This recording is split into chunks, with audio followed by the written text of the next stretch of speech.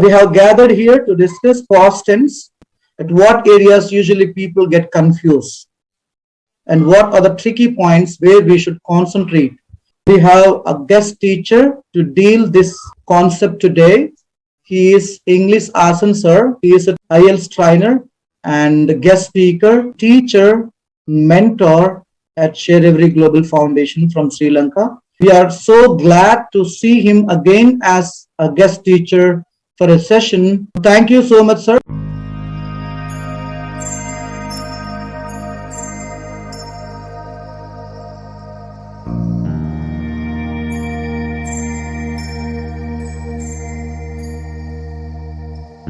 Today we will be dealing past tense. Be looking at all the basic things. We will pay some attention to some pronunciation related things, and also regular and irregular verbs related theories and essential knowledge that everyone should possess, and so on. Why past tense? Why should we know that, and why do we use it, or where do we use it, and in which circumstances do we use past tense? The first thing that we use past tense is when the action is complete, when the action is absolutely complete and the effect also is complete. For example, I sold my car last week. This means I don't have car anymore. The car is gone completely. So the action is complete. When we talk about complete actions, we use some adverbs of time to mark the time clearly, like last week in this sentence. And our next example is they won the series. They won the series. So here we have not actually mentioned the time, but still it means that the action is complete. They won the series is over, and they won the series. And the next circumstance we use past tense is short actions or long actions. It can either be short or long, and also it can be two activities. When I was younger, I played football most days. So this is also a complete activity, which means I am no more younger, right? And there are some circumstances where we use past tense to repeat activities, like Ram phoned this morning. So he would call me next day also, but the activity has completely finished. I took the train every day at 6 in the morning. So now I'm not going by train at all, but when I was going before I bought my car by train, I used to go, or I used to take the train at 6 in the morning. And it rained every weekend this summer. So this summer, every weekend, there was a rainy day or rain. When the time is asked about, so when you are asked to give a precise time, we then use simple past. For example, when did she call you? So we don't ask when has she called you. We ask usually when did she call you, or when did they arrive. So we don't ask when have they arrived. Instead, we ask when did they arrive. So usually the timeline is that, say for example, this is the time of speaking. So usually past activities would have finished before the time of speaking the event. Okay, so both these activities have already finished. This is how we use past simple. And in our next section, we are going to be looking at the verbs. Verbs, we should know there are different types of verb forms.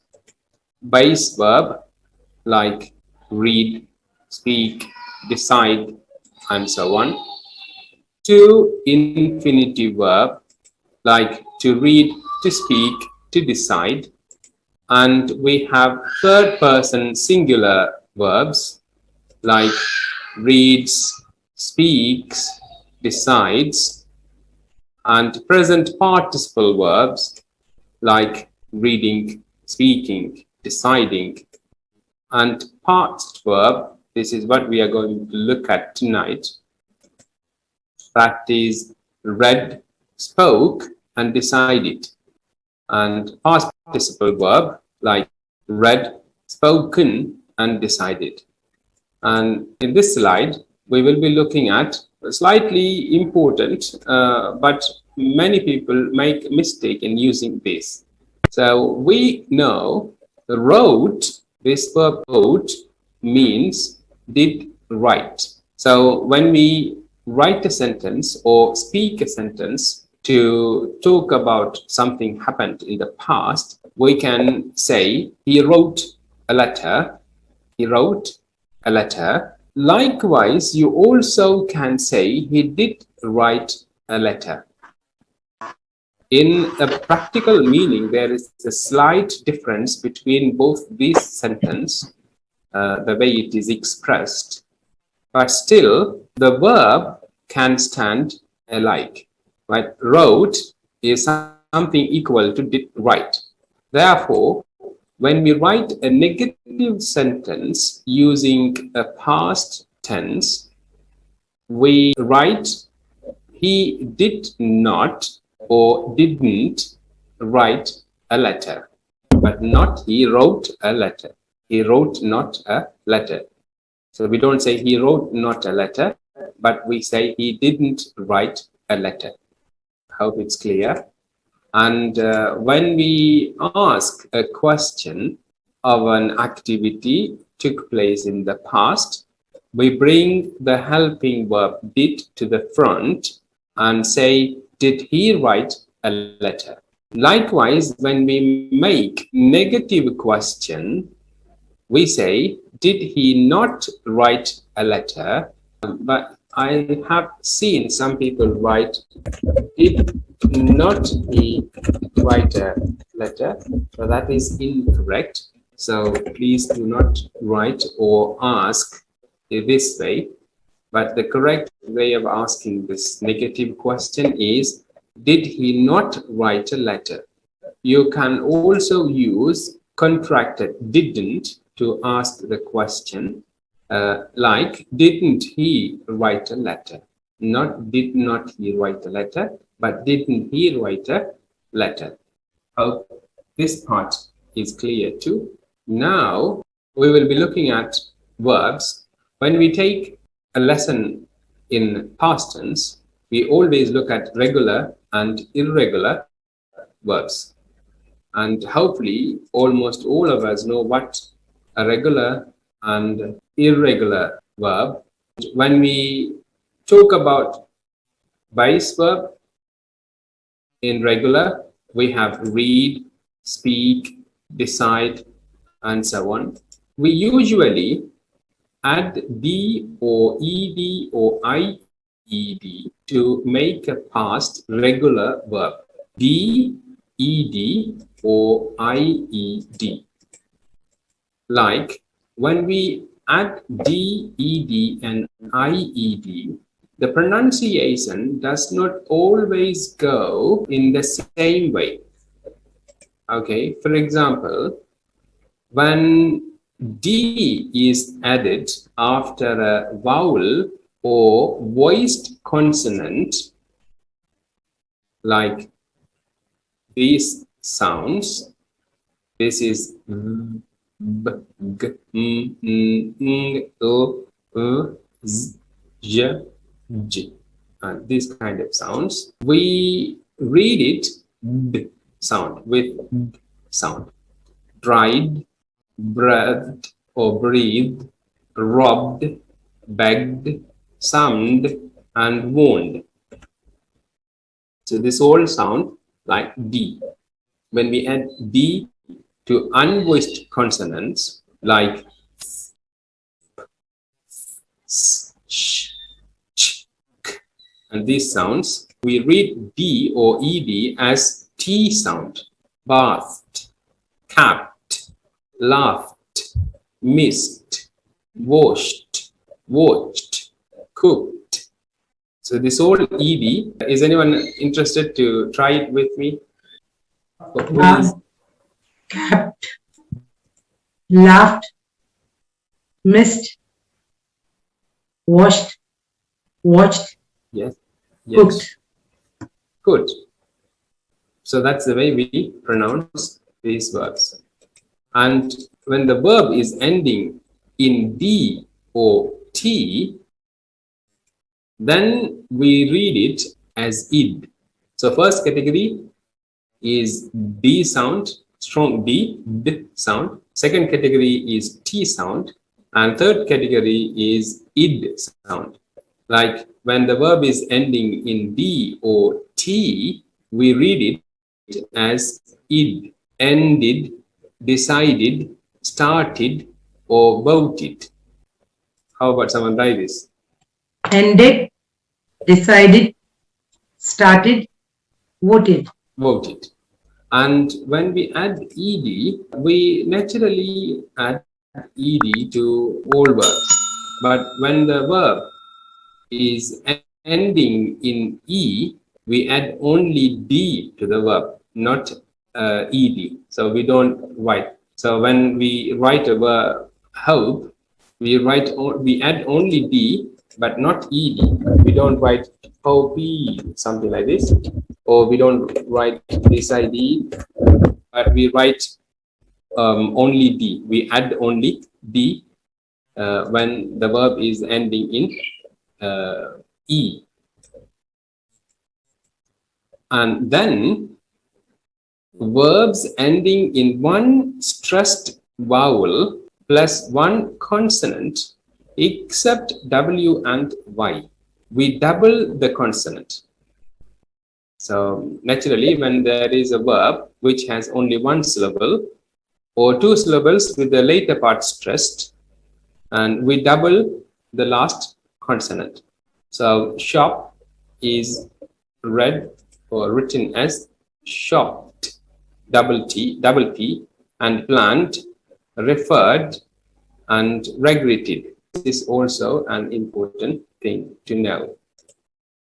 And then, but if the last syllable is not stressed, like affer is affered. So the syllable here is at the first part, at the beginning. The stressed syllable is at the beginning. So we don't double the consonant at the end. And visit has the stress at the beginning, not at the end. So we don't double the consonant at the end. Right? And verbs ending in Y followed by a consonant change its Y to I and get ed added to it. Example to that is cry, Y goes, added, replace Y with I and add ed. Worry, worried, study, studied.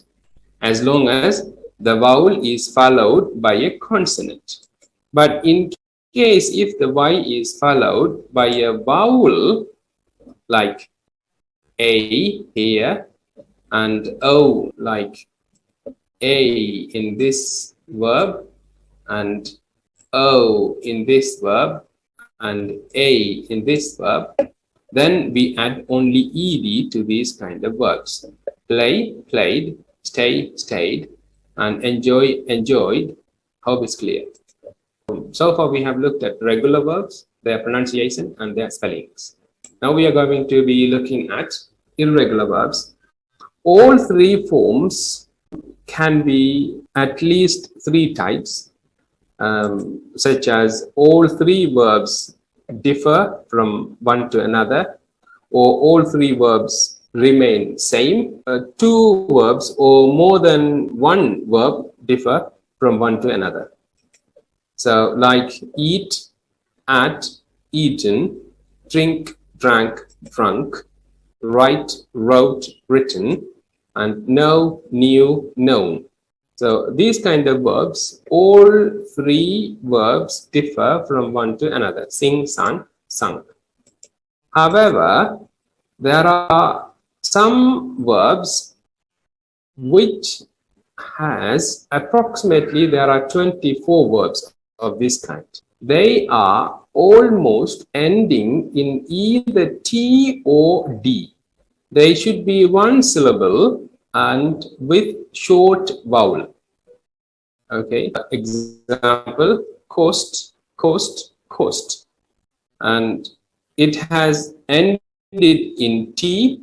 It is only one syllable verb and it has short vowel, not coast, not coast, but coast. Likewise, and this is cut, cut, cut, shut, shut, shut, burst, burst, burst, hurt, hurt, hurt, and this is an exceptional verb which sounds similar in letters when writing, but when we read, there is a slight difference in pronunciation. Read, read, read. Okay, hope it's clear. And now we are going to look at a small exercise. Which of these verbs would have all three verbs same form? Can someone find this out, please? Second one, hit, hit, Hit. hit. Yeah. Okay. Why did we not take adopt? See, I think here a long vowel maybe. Yes. There is a long vowel and two syllable. Yeah. And here hit is a short vowel as well as it ends with the letter T. Exactly. Hope it's clear. And now irregular verb. And two of the forms are same. Like this can be either first two verbs are same, like beat, beat, beaten, or first and last two verbs are same, like become, became, become, and last two verbs are same. It's time we tested. Shall we try and find out the answers correctly? There we go. Okay. So yes. Now I'm going to display the answers. You can check yourself how it was. Yeah.